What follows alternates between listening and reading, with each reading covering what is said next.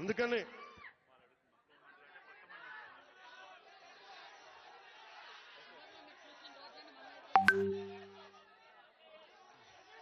రమ్మంటా ఒకసారి, ఇప్పుడు కాదు, విను, ఒక నిమిషం. నాకు మక్కువ మండలం అంటే చాలా మక్కువ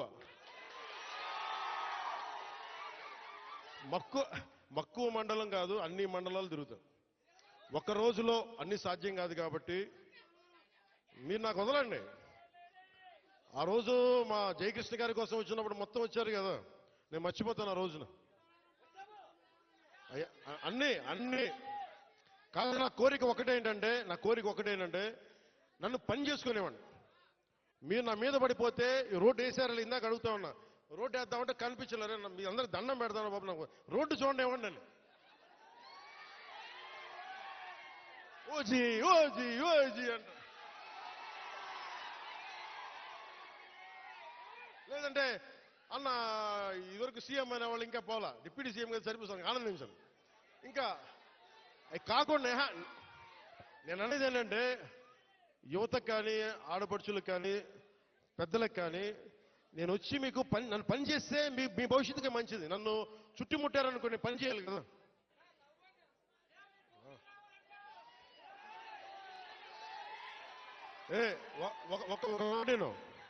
ఒక మాటేనండి.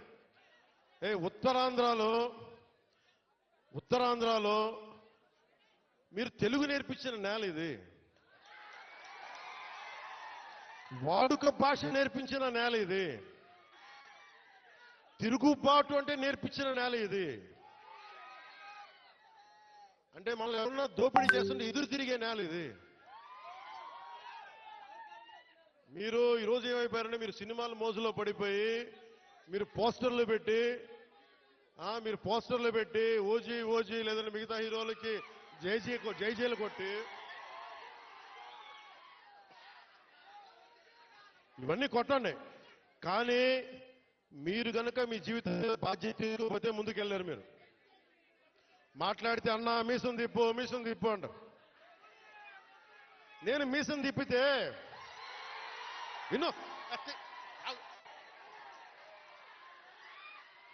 మీసం తిప్పితే రోడ్లు పడవు, అర్థమైందా? నేను ఛాతీ కొట్టుకుంటే రోడ్లు పడవు.